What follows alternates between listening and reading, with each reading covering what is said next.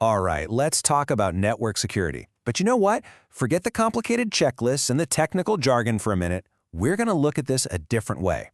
Think of it as the art of building and defending your very own digital fortress. So I've got a question for you right off the bat. Is your network a fortress actually built to withstand an attack? Or is it maybe more like a sandcastle, just kind of waiting for that first wave to come along and wash it all away? How you answer that really changes everything. You know, the first rule of defending anything is you have to know what you're actually protecting, right? In the security world, we call this asset management. We're talking about your crown jewels here, your customer data, your financial records, your secret sauce. Because let's be real, you can't protect what you don't even know you have. And this right here, this is where so many people mess up. Security experts will tell you, attackers just love finding that forgotten side gate. You know, that old server you spun up for a project years ago and completely forgot about. It's those unknown, unsecured systems that are basically an open invitation right into your fortress. Okay, so you know what you're protecting. Next up, who are you protecting it from? This is what we call threat modeling. And it's all about understanding the specific enemies you're up against so you don't waste your time and money building all the wrong kinds of defenses. And this just nails the point perfectly. I mean, if your biggest threat is actually coming from the inside, then building a giant firewall is, well, it's like building a moat in the middle of a desert. It's a total waste of effort, and it leaves you wide open to the real danger. Threat modeling makes sure your defenses actually line up with the threats you face. All right, we've got our treasures identified, we know who the bad guys are, so now we got to talk about guarding the gates. This is all about access control. Who gets the keys to the kingdom and what are they allowed to do once they're inside? And this brings us to an absolutely crucial idea, the principle of least privilege. You can think of it as the golden rule of fortress security. It's simple, really. You don't give the guards on the wall the keys to the royal treasury, right? By limiting access, you seriously limit the potential damage if one of those accounts ever gets compromised. But wait, how do you make sure the person using the key is, the right person? That's where multi-factor authentication, or MFA, is a total game changer. It's not just one lock. First, you've got your secret password. That's something only you know. But then, you also need the royal key. That's something you physically have, like your phone. And only when you've got both, then the gates swing open. So when it comes to gate security, you've basically got two ways to do it. There's the bouncer approach, a deny list. It keeps out all the known troublemakers, but a brand new threat it's never seen before? Yeah, that guy can sneak right past. The much better way is the VIP list, or an allow list. It's way more secure because it follows that rule of least privilege. Basically, nobody gets in unless their name is specifically on the list. Period. You know, a really strong fortress isn't just thrown together by accident. It needs a blueprint. In the world of network security, that blueprint is your architecture. The thing is, security and resilience, they have to be designed in from the very, very beginning. You can't just bolt them on as an afterthought and hope for the best. And a really key part of that smart design is something called network segmentation.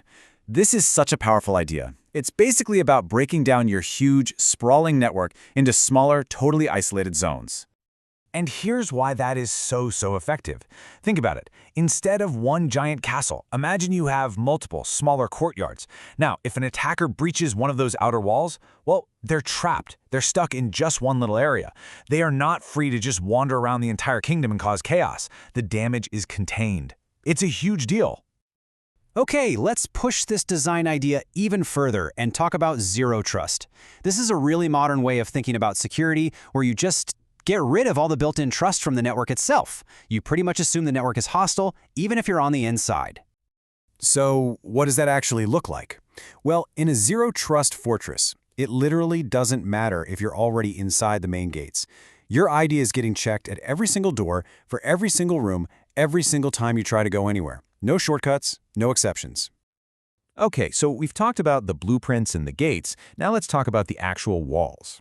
See, your data is constantly on the move across the network, and that's often when it's most vulnerable. We have to protect that data while it's in transit.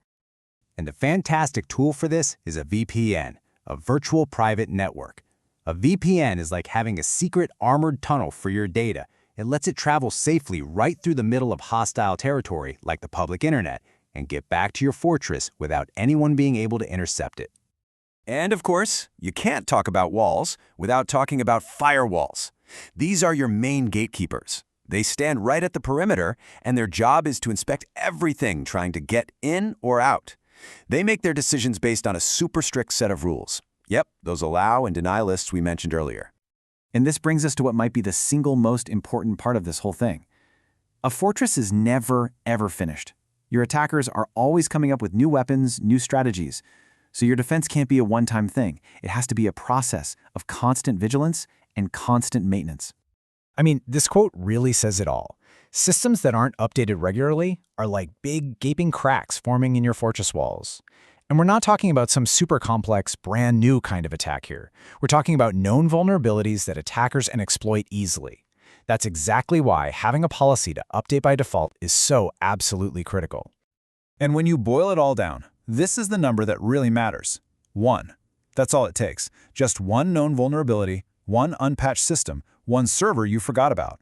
That's all an attacker needs to get that initial foothold. And from there, they can start tearing down everything you've worked so hard to build. And finally, all of this is useless if you don't have guards on the walls. That's exactly what effective security monitoring is. It's having the right tools and the right people in place to actually watch what's happening, to be able to spot the difference between a friendly merchant and a spy trying to sneak in, and most importantly, to react before they can do any real harm. So, let's wrap this up. You can have the best blueprint, the strongest walls, the most secure gates in the world. But the final, most critical question you have to ask yourself is this. Your fortress is built, but who is on the watchtower?